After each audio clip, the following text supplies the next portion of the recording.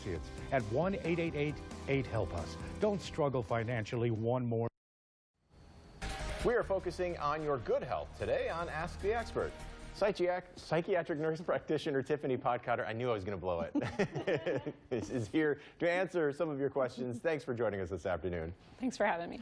I recently read an article from someone here that said the more teens use social media, the more symptoms of mental health issues increase. So this person wants to know, is this true?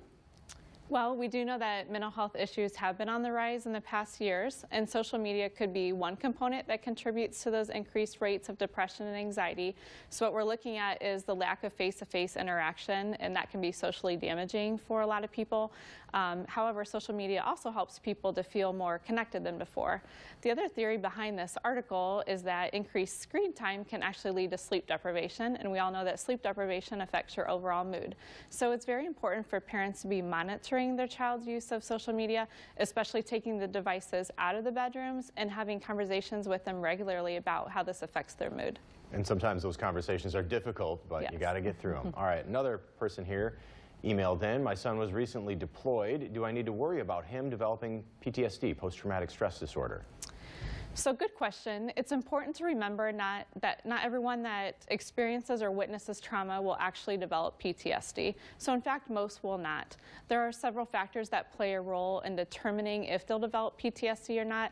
There's factors that increase their risk for PTSD, and this would include childhood trauma, history of mental illness, substance abuse, and mainly lack of support or intervention after an event.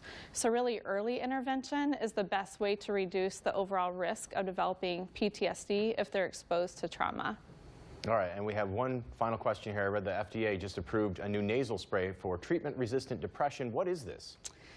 Yeah, so this is called Spravato. It's a nasal spray to be used in conjunction with an oral antidepressant. So with any medications, there are risks and benefits. The risk of Spravato includes sedation and disassociation, as well as potential for abuse of the drug.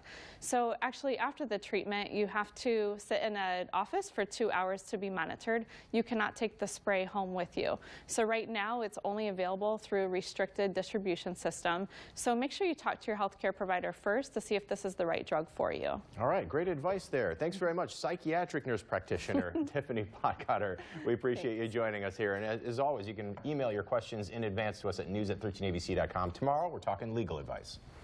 All right. And coming up tonight.